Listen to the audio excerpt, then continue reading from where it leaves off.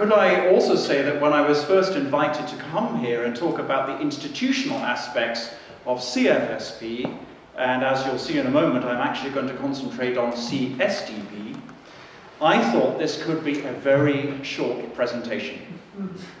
Because in essence, if you take a rather simplistic look at this, not much has changed. The institutions, by and large, were transferred from existing institutions into this new entity, the European External Action Service, and voila, that's the short version of the presentation. But what we're going to see is a slightly longer version, and I should start off by apologizing that I am going to be using PowerPoint. I'm afraid for somebody that does what I do, this is something of an affliction. And I'm sure that somewhere in the Austrian countryside, or maybe in the Tyrol, there's a nice old mansion that's been converted into a cure center for those suffering from PowerPoint addiction. So I should check in there. But more seriously, I thought this would be a good way of illustrating what I see as some of the institutional complexities in CSDP and some of the challenges that I think we have ahead. So let me ask, from the film point of view, I didn't realize I was going to be on camera, would you like me to stand by the screen or here and gesture? Okay, I shall do that. As you prefer, but I think... Okay. I shall do that. So let me start off. As the kind introduction said, I am a political scientist by background, so I would just like to note a few of the theoretical assumptions that underpin my draft paper. The first important one is that I believe that institutions matter. I differ with some of our realist colleagues who would argue that institutions are basically objects that states, in particular the more powerful states, act through when it suits them and dispose of when it suits them. I reject that because I think institutions actually build up processes, structures, ways of working together, and they modify the behavior of the parties involved in institutions. It's also worth noting that CSDP, we heard this in the last presentation, is based upon consensus. In fact, it's based upon unanimity. There's another theory in political science that looks at how institutions develop, and it's very popular to suggest that they developed as a response to exogenous shocks. This means external shocks. And I think there is a lot of truth to this. We have seen the development of the institutions in CFSP as a result of a number of external shocks, if you like, starting off with the end of the Cold War. There are other milestones we could mention, like 9/11, and I think also the disagreements over Iraq in 2003 would be another shock. But I also think there are a number of internal impulses at work as well to try and get us to work more efficiently and more effectively together.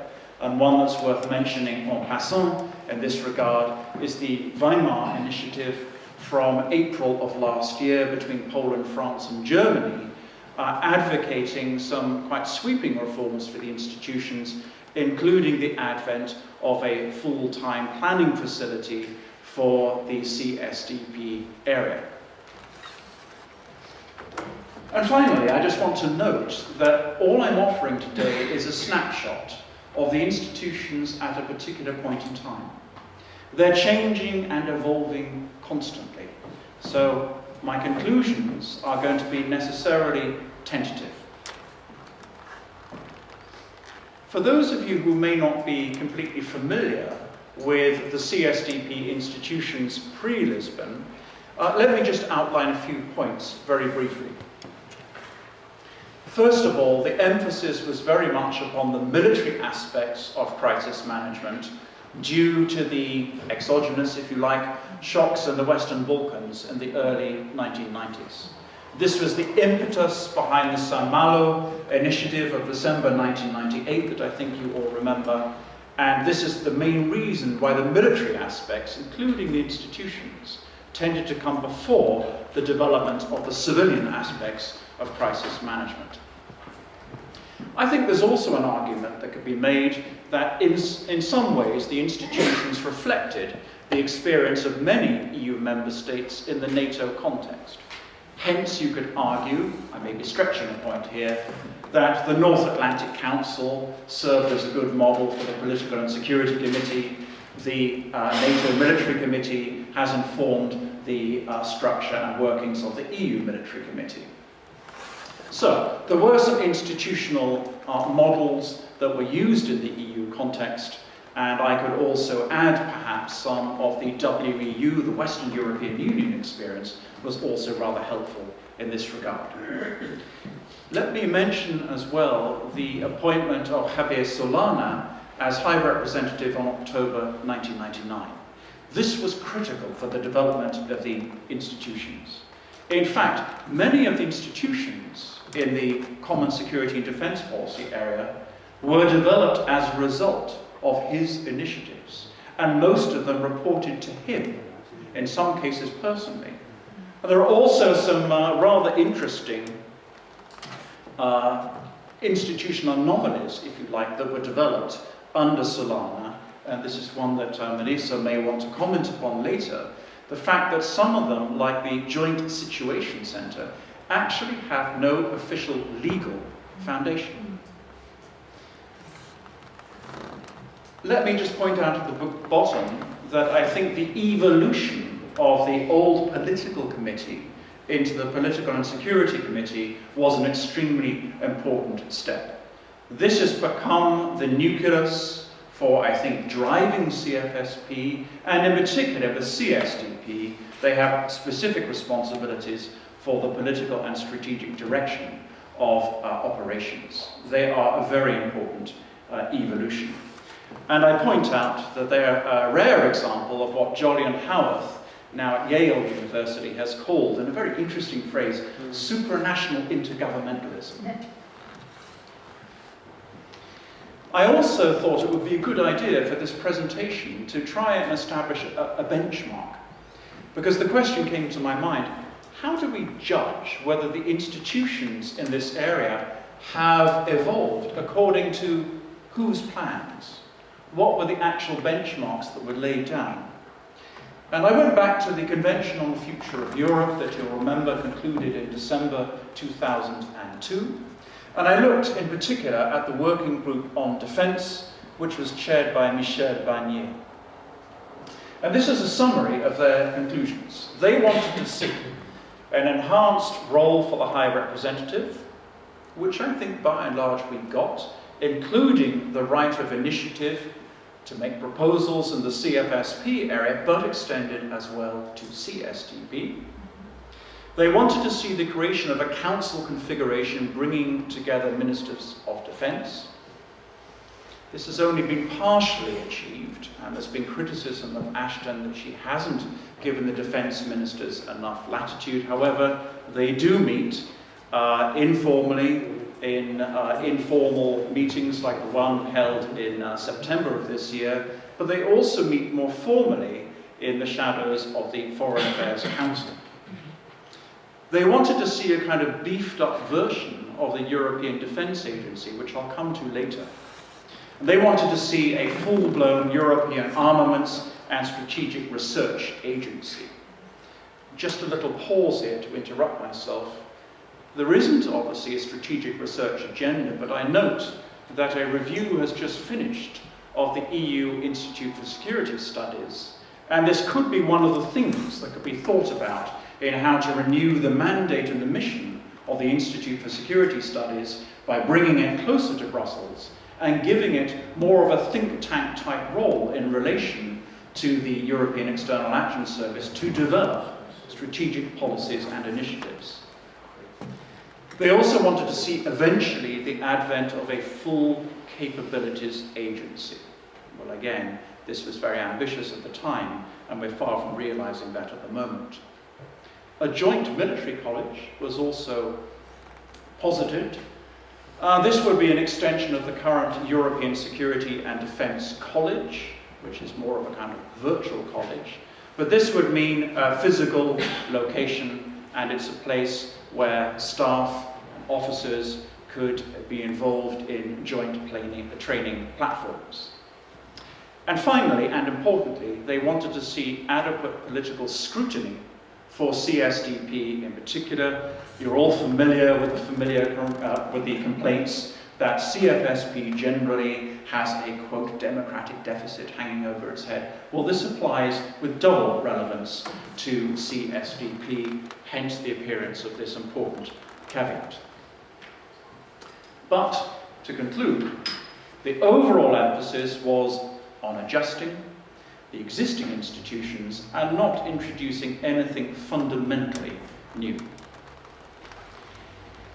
Most of the institutions we're going to talk about very briefly are relatively new. They've evolved in the course of the last decade, and as such we can't really consider them as mature institutions yet. I mentioned a moment ago that the civilian aspects of crisis management evolved after the military aspects. And they evolved, I think, largely as a kind of quid pro quo for the support of a number of member states with reservations about the military aspects. And we saw the initiatives of during the Swedish presidency, the Göteborg summit. We saw similar ones under the Finnish presidency to push the civilian aspects of crisis management to the fore. I think we all remember the debates that went on around the rather rudely entitled Chocolate Summit, as it became. And this was the idea in 2003 that a permanent planning capability should be constructed in Tervuren, just outside Brussels. And at the time, this was immensely controversial, largely because the UK disagreed vehemently with France, Germany, Luxembourg, and others advocating this, claiming that this would be a deliberate duplication of arrangements that already existed in the NATO context, and it would spoil transatlantic relations in several aspects. Well, curiously enough, we've come full circle. We're back debating that same issue today in the context of the Weimar Initiative. And I'm not sure that we're going to get any further in advancing this argument. We also saw the agencies emerge over the early years of this decade. These are important to our story, particularly the Defence Agency, which I'll feature nearer the end. I won't go through exactly what the agencies do at this moment, but if you have any questions, then please come back to them later. We also saw the Hampton Court Informal Summit, which is rather important again for this particular perspective, because we saw the advocacy of the need for a number of functions or platforms to be established, and this led to two new bodies added to what I call the alphabet soup in the CSDP area, namely the emergence of the Civilian Planning and Conduct Capability, which, as the name suggests, is about enhancing the ability to plan for civilian crisis management operations. The head of this small body is then the operations commander for civilian crisis management operations. And then the following year, we saw the advent of the Crisis Management and Planning Directorate. Again, the name is indicative of the function. The main role here is to enhance planning for the civilian and military aspects of our operations, and this has been one of the most identified weaknesses of CSDP, the interface between these two aspects. And finally, in 2007, we saw the advent of an EU Operations Centre, ready for action. It's never been used, although I stand to be corrected, other than for exercises. So, what's the picture like now? Some of the requests made from the Convention and its Committee on the Defence aspects were achieved. We see enhanced powers for the High Representative to contribute proposals to the development of CFSP generally. We also see her duty, interestingly enough, this is new, to coordinate the civilian military aspects of CSDP.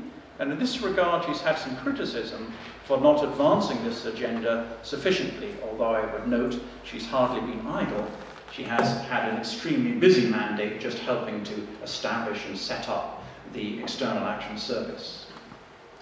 Regular consultation was also recommended on the basic choices of CFSP with the European Parliament.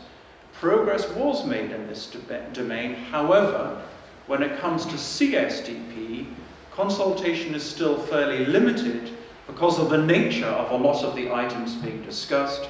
This is done more often than not in camera to the Foreign Affairs Committee of the European Parliament, AFET, with those who have the requisite security clearances.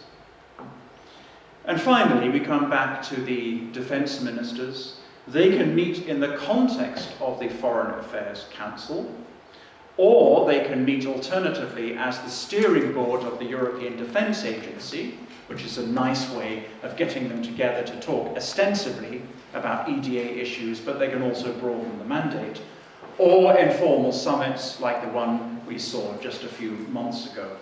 In fact, there was one under the Polish presidency just a few months ago.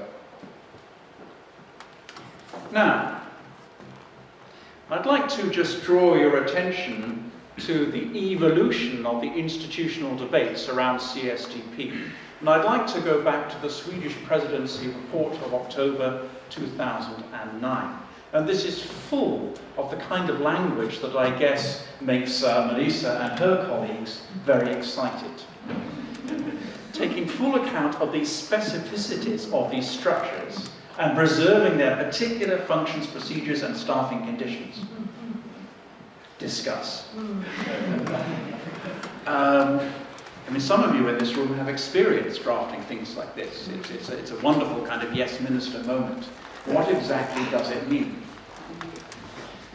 And I think this phrase, which has since been used actually in several official publications, is part of the reason why the CSDP structures on the whole remain in but not of the European External Action Service.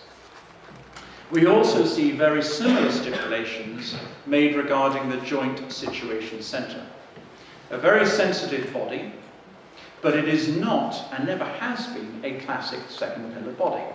Their mandate goes well beyond CFSP to include the internal aspects of security, primarily counter-terrorism. So this also has a special status within the institutional structures we'll see in a moment. Now, I'm very glad that Elmar Brok has already been mentioned, because I want to come back to him. Cast your minds back to last year, and you will recall that the first council draft on the organisation and functioning of the External Action Service was rejected by the European Parliament. They used a number of arguments to cast doubt on the wisdom of a number of aspects of this draft decision. And I'd like you just to look at this yellow circle. For those of you who have better eyesight than mine, it may be clear. Now, the idea behind the so-called Brok-Verhofstadt proposal, and these were the two rapporteurs reporting on the aftermath of the council decision. They wanted to see a full-blown crisis management department, or what is now in External Action Service language, a division within the External Action Service. And then you would see the bodies I've just mentioned, the CPCC, the EU military staff, etc., as part of this department or division. Now, let me show you another equally unclear organogram. And this is the official External Action Service organogram. Now, I've also put some more circles around here. You can find this on the website, by the way, and it is more legible. But I just want to illustrate the placing of institutions, not so much what's in the labels.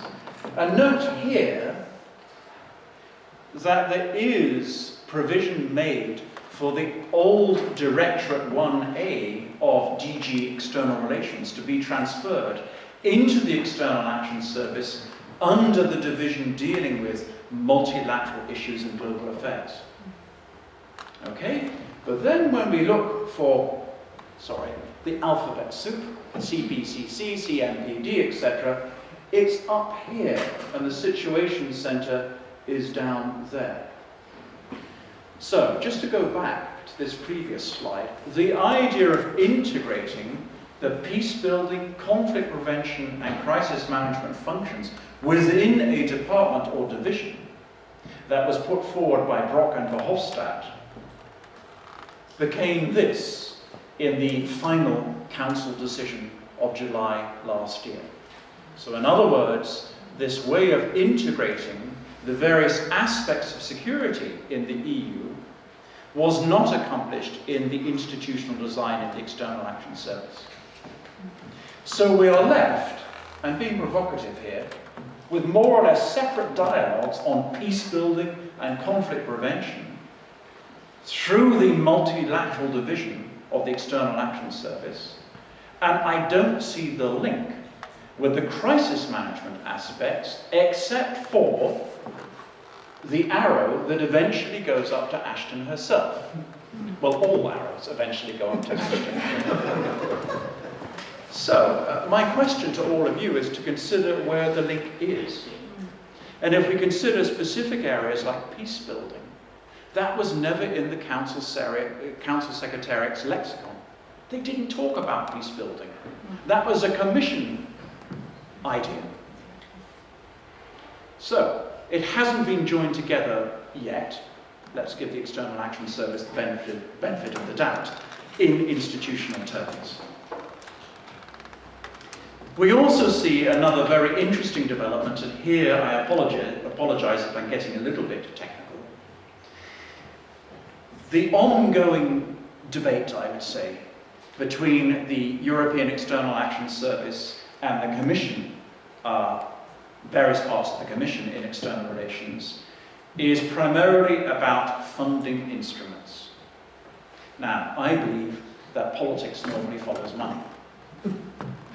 So, there is at the moment a quite vigorous debate about the various funding instruments, and in particular, who should be responsible for the first 3 stages of the programming cycle. And in most cases, this will be the External Action Service and the relevant part of the Commission. Now, one very important funding instrument for security is the Instrument for Security. We're talking about $2 billion for this financial perspective, so it's not a small amount. And very simply, it's used for either short-term crisis relief, either pre-crisis or post-crisis, and there are also some longer-term instruments in there as well. Now, the European Parliament wanted to see the Instrument for Stability integrated into the new European External Action Service. But what's happened is it hasn't really been integrated. It's another fudge. Sorry to go back to the wonderfully clear organogram. If we look at this blue circle, this is a kind of add-on to the External Action Service. It's part of the Commission working in the External Action Service, responsible for the Instrument for Stability. So the symbolism here is rather interesting. One suggestion is that the Commission is not willing to surrender control, or in particular programming of financial instruments, to the European External Action Service, with a couple of exceptions, where part of the budget comes under CFSP, but generally it doesn't. So in order to work around this awkwardness of the Commission wanting to retain control over its financial instruments, we see awkward add-ons like this.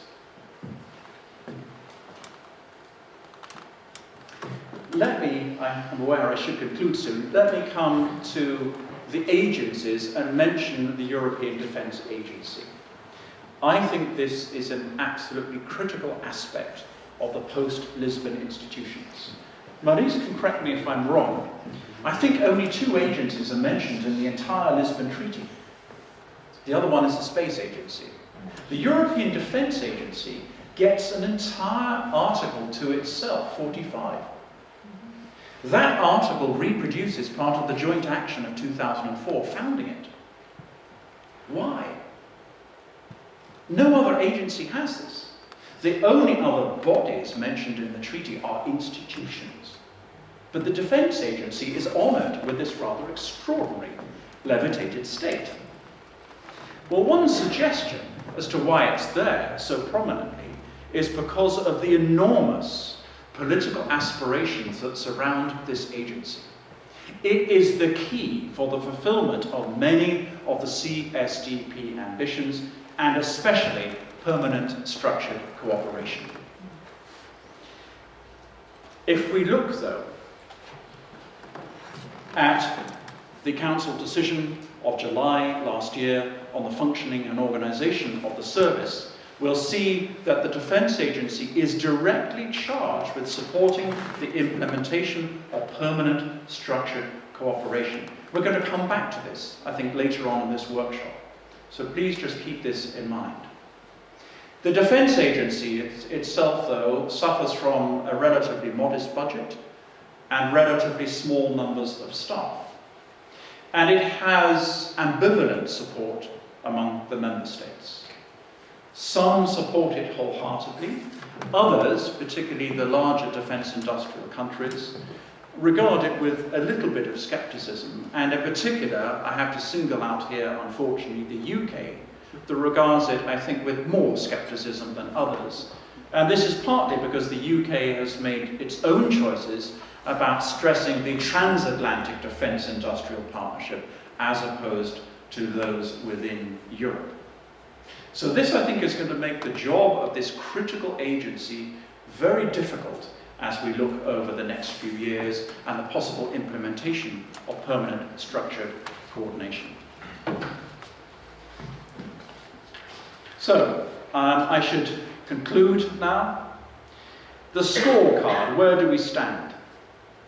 Well, from the Council perspective, they're not sure about these institutional changes and developments that I've outlined. Just a few days ago, at the conclusions of the last Council, they proposed a review of the procedures for crisis management. And this is something that the High Representative herself has been charged with executing. So obviously we can't second guess what's going to come out of this, but we have a number of initiatives like the Weimar Initiative on the table, promising further change. The Commission, I've typified their position as suggesting that their main interest is the protection of financial instruments, and this is going to be an ongoing issue for the instrument for stability. The Parliament, they, very interestingly, are faced with a proposition that came from the Western European Union Assembly. For those of you who are Monty Python fans, you may remember the knight who loses his arms and then his legs, and he still wants to go on fighting. Well, this is a bit like the Western European Union Assembly. It just will not die. And there's a proposal that's come from their quarters to create an inter-parliamentary conference composed of representatives of the national governments, parliaments rather, and the European Parliament, specifically to debate security and defence-related issues. It's an interesting proposal. We'll have to see if anything comes of this. From the member state perspective, we have to bear in mind there is a declaration, not legally binding obviously, but politically interesting, that some of the member states are watching very carefully what is evolving in terms of institutions, processes, and in particular powers.